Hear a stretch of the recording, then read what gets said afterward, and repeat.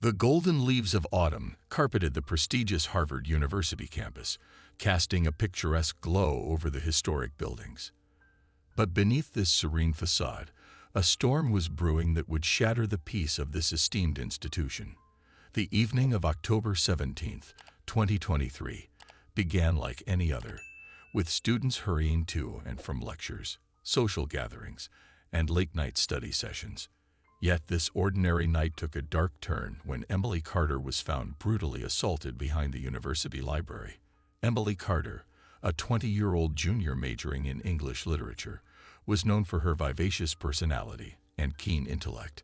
Hailing from a small town in Vermont, she had always dreamed of attending Harvard.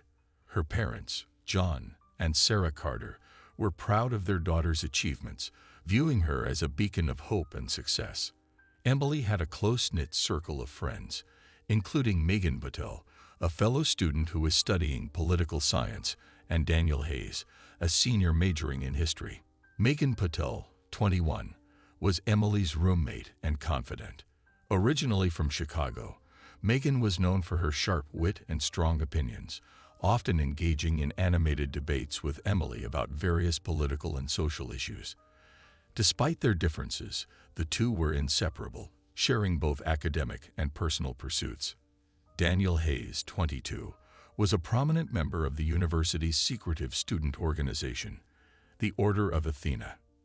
Known for his charm and ambition, Daniel was well respected in academic circles, but harbored a darker side beneath his polished exterior. On the fateful evening, Emily had been seen walking toward the library after attending a late seminar. The library, a sprawling Gothic building with ivy-clad walls, was known for its quiet corners and hidden alcoves, perfect for late-night studying, but also for those who wanted to avoid the limelight. Emily had often used this space for her studies, particularly for her thesis on modernist literature. Unbeknownst to her friends, that night Emily was carrying a folder containing sensitive information about the Order of Athena, a discovery she had made while researching for her thesis. As the night wore on, the library staff reported an unusual commotion coming from the back alley. They initially dismissed it as a group of rowdy students, but grew concerned when the noise persisted. It was around midnight when a security guard found Emily's unconscious body lying in a pool of blood behind the library. Her injuries were severe. She had been assaulted with a blunt object, leaving her with multiple fractures and lacerations. The sight was both gruesome and shocking, sending ripples of fear through the university community. Detective Sarah Brooks, a seasoned investigator with the Boston Police Department, was assigned to the case. Known for her sharp intuition and unyielding determination, Brooks had a reputation for solving complex cases. At 40, she had seen her share of brutality, but the attack on Emily Carter struck a particularly harsh chord. The university, with its reputation for excellence and privilege, was not accustomed to such violent crimes. The initial phase of the investigation focused on reconstructing Emily's last hours. Brooks and her team interviewed students and faculty, piecing together a timeline of Emily's movements. The interviews revealed that Emily had been working late in the library, discussing her research with Megan earlier in the day. Megan recounted their conversation about Emily's recent discoveries, secrets about the Order of Athena, a group known for its elite status and academic influence. The detective also spoke with Daniel Hayes, who had been seen in the vicinity of the library around the time of the attack. Daniel's alibi was shaky at best. He claimed to have been meeting with friends, but no one could confirm his whereabouts. His demeanor during the interview was calm, but there was an undercurrent of tension. Brooks noted his evasiveness and the subtle signs of anxiety that flickered across his face. The initial forensic analysis provided a chilling insight. The injuries on Emily's body were consistent with a violent struggle, and traces of a specific type of metal found at the scene suggested the weapon was a heavy, blunt instrument. The DNA evidence pointed to someone with a significant amount of contact with Emily, not a random assailant. The nature of the attack, brutal and personal, hinted that the motive was deeper than a mere robbery or random act of violence. As the investigation continued, Brooks discovered that Emily had been involved in a secretive student group known as the Order of Athena. This organization, although publicly prestigious, had a hidden side that was rumored to involve unethical practices and intense rivalries. Emily's research had uncovered evidence of cheating and corruption within the group, which may have been a motive for her attack. The attack on Emily Carter sent shockwaves through Harvard's close-knit community. Students who had once felt safe within the ivy-clad walls now found themselves questioning their security. The university administration was under pressure to address the fears of their students, and the police were under immense scrutiny to resolve the case swiftly. The investigation into Emily's brutal assault had just begun, but the threads of secrecy and the shadowy nature of the Order of Athena hinted at a dark and complicated journey ahead. The days following the brutal assault on Emily Carter were filled with tension and uncertainty on the Harvard campus. The university community was on edge, and the once serene environment now buzzed with whispers and rumors. As Detective Sarah Brooks delved deeper into the case, she found herself unraveling a complex network of secrets tied to the secretive student organization known as the Order of Athena. The Order, an elite group within Harvard, was rumored to wield considerable influence over academic and social affairs on campus. Its members were known for their exceptional intellect and their tendency to involve themselves in the highest circles of student politics. The Order was shrouded in mystery, with strict secrecy surrounding its activities and membership. Emily Carter had inadvertently stumbled upon information that threatened to expose the organization's more unsavory aspects. Detective Brooks began her investigation by focusing on Emily's connection to the Order. She reviewed Emily's academic records, which showed an intense focus on her research about the group. It was clear that Emily had been digging into the organization's past, uncovering instances of academic dishonesty, financial misconduct, and even rumors of coercion among its members. Interviews with Emily's close friends provided Brooks with valuable insights. Megan Patel, Emily's roommate, was deeply shaken by her friend's attack. Megan recounted their conversations about Emily's research, revealing that Emily had been increasingly anxious about the information she had uncovered. Emily had mentioned receiving anonymous threats and feeling that her safety was at risk, but she had brushed off Megan's concerns as paranoia. Megan described Emily as passionate and fearless, characteristics that likely led her to confront the Order's secrets head-on. Daniel Hayes, a prominent member of the Order, had been one of the last people seen near the library before Emily's attack. His involvement in the organization and his ambiguous alibi made him a person of interest. Detective Brooks arranged a follow-up interview with Daniel, aiming to probe deeper into his connection to Emily and the Order. During this interview, Daniel appeared composed but visibly tense, his answers carefully measured. He claimed to have been studying with friends at a nearby cafe, but his inability to provide concrete details or witnesses raised suspicion. To understand the dynamics within the Order of Athena, Brooks decided to interview other members of the organization. These interviews were challenging, as many members were reluctant to speak openly about the group. The Order had a reputation for enforcing strict loyalty among its members, and speaking out against the group was considered a serious breach of its codes. One notable interview was with Alex Thompson, a junior who had recently been expelled from the Order due to a suspected breach of conduct. Alex was resentful and eager to talk. He provided insights into the group's inner workings, describing how the Order exerted control over its members and maintained a facade of exclusivity and superiority. According to Alex, Emily's research was seen as a threat because it challenged the group's carefully cultivated image of perfection. Brooks also spoke with Rebecca Lyons, a senior and one of the more influential members of the Order. Rebecca was known for her charisma and her role in organizing many of the group's events. During the interview, Rebecca was cooperative but evasive, frequently redirecting the conversation away from sensitive topics. She hinted that Emily's research might have ruffled feathers within the Order, but stopped short of offering any concrete information. Rebecca's demeanor suggested she was more concerned about protecting the group's reputation than about Emily's well-being. As the investigation progressed, Detective Brooks uncovered disturbing evidence that pointed towards a pattern of intimidation within the order.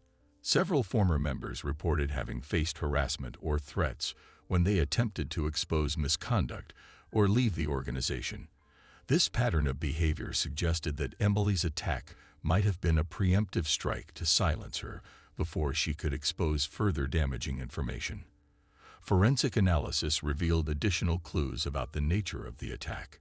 The metal fragments found at the crime scene were identified as parts of a specialized tool used in academic settings, suggesting that the attacker might have had access to the university's facilities. This piece of evidence linked back to the Order's exclusive study rooms and labs, where members often gathered for private meetings. The detective also discovered that Emily had been in contact with several key figures associated with the Order in the weeks leading up to her attack. Emails and text messages revealed heated exchanges between Emily and some members of the organization. One message, in particular, was troubling. It was a threatening note warning Emily to back off from her investigation or face severe consequences. The note was unsigned, but its tone and content suggested that it was sent by someone with a vested interest in keeping Emily quiet. Detective Brooks began to piece together the connections between Emily's findings and the motives of the Order's members. It became increasingly clear that the organization's influence extended beyond mere academic circles and into more sinister realms. The members of the Order were not just students, they were powerful individuals with the means to enforce their will. As Brooks continued her investigation, she faced mounting pressure from the university administration to resolve the case quickly. The public relations fallout from the attack was damaging Harvard's prestigious image, and the administration was keen to distance itself from any scandal. Brooks knew that uncovering the truth about the Order was crucial to solving Emily's case and bringing those responsible to justice. In the midst of the investigation, Detective Brooks made a breakthrough when she received a tip from an anonymous source. The tipster claimed to have witnessed a confrontation between Emily and a high-ranking member of the Order on the night of the attack. According to the source, the confrontation was intense and ended with the member threatening Emily. The tip included details that matched the evidence found at the crime scene, providing Brooks with a new lead to pursue. With this new information, Detective Brooks intensified her efforts to uncover the full extent of the Order's involvement in Emily's attack. She knew that exposing the organization's secrets and bringing the perpetrators to justice would be a formidable challenge, but she was determined to see the case through to its conclusion. The investigation into Emily Carter's assault was far from over, but the emerging connections between the Order of Athena and the attack on Emily were beginning to paint a clearer picture. As Detective Brooks delved deeper into the network of secrets, she knew that the answers she sought were hidden within the dark recesses of Harvard's elite circles, waiting to be revealed. The investigation into Emily Carter's assault had entered its final phase, with Detective Sarah Brooks closing in on the truth. The campus was still on edge, and the shadows of secrecy surrounding the Order of Athena loomed large. As Brooks pieced together the evidence, the pieces began to fall into place, revealing a disturbing truth that would send shockwaves through Harvard University. The anonymous tip that Brooks received had been a crucial turning point in the case. The tipster, a student who had observed a heated argument between Emily and Daniel Hayes, had provided Brooks with specific details that matched the evidence found at the crime scene. This lead suggested that Daniel Hayes, a senior and influential member of the Order, was directly involved in the confrontation with Emily. On the morning of October 25th, Brooks arranged a second interview with Daniel Hayes. The setting was the interrogation room at the Boston Police Department, a stark contrast to the calm and polished demeanor Hayes had maintained during their previous meetings. This time, Daniel seemed more nervous, his composure slipping as Brooks laid out the evidence against him. Brooks began the interview by presenting Daniel with the anonymous tip and the surveillance footage from the nearby cafe. The footage clearly showed Daniel arguing with Emily just before the attack. As Brooks recounted the details of the confrontation, Daniel's face grew pale. He tried to maintain his innocence, but the mounting evidence was overwhelming. "Daniel," Brooks said firmly, "we have clear evidence that you were in the vicinity of the library on the night of the attack. The footage and the tipster's account place you at the scene. We also found traces of the same metal used in the attack on your personal belongings." Daniel's composure finally broke. He slumped in his chair, his hands trembling as he began to speak. "I didn't mean to hurt her," he said, his voice barely above a whisper. "Emily was digging too deep. She found out about our financial dealings and the rigged academic competitions. We tried to warn her to stop, but she wouldn't listen." Daniel's confession was both shocking and revealing. He explained that the confrontation had escalated when Emily confronted him about her findings. The order's influence extended beyond mere academic circles. It involved significant financial misconduct and coercion. Emily's research threatened to expose these illicit activities, and Daniel, fearing the repercussions, had been ordered to handle the situation. The night of the attack, Daniel had met Emily in the library's back alley. What began as a heated argument quickly turned violent. In a fit of rage, Daniel had used a metal rod, a tool from the university's maintenance supply, to assault Emily, hoping to silence her before she could reveal the truth. The attack was not premeditated. It was a desperate attempt to protect the organization's secrets. As the confession unfolded, Brooks felt a mix of relief and sorrow. The case was unraveling, but the brutality of the crime and the involvement of someone so deeply entrenched in the university's elite were disheartening. Brooks pressed further, asking about the extent of the order's involvement and who else might be implicated. Daniel's confession led to a series of arrests. The investigation revealed that several other members of the order had been involved in covering up the organization's misconduct. Key figures, including Rebecca Lyons, had played roles in facilitating the group's illicit activities and intimidating those who threatened to expose them.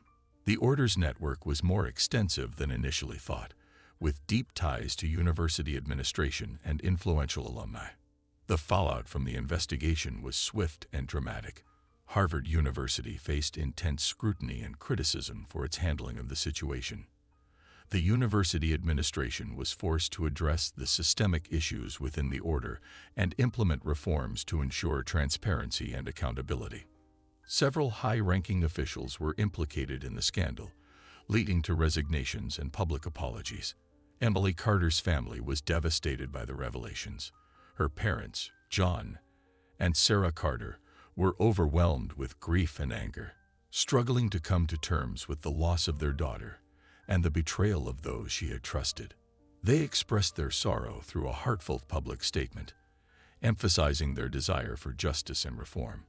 Detective Sarah Brooks was praised for her determination and thoroughness in solving the case. Her work exposed the dark underbelly of an institution that had prided itself on excellence and integrity. The resolution of Emily's case brought a measure of closure, but it also highlighted the need for continued vigilance against corruption and abuse within elite organizations. In the aftermath of the case, Harvard took steps to address the issues revealed by the investigation. The university initiated a comprehensive review of its policies and practices, focusing on transparency, ethics, and student safety. The Order of Athena was disbanded, and its members faced disciplinary actions and legal consequences. Emily Carter's legacy lived on as a symbol of courage and integrity. Her determination to uncover the truth, even at great personal risk, inspired others to stand up against corruption and advocate for justice. Her story served as a powerful reminder of the importance of speaking out and holding institutions accountable, no matter how powerful or secretive they might be.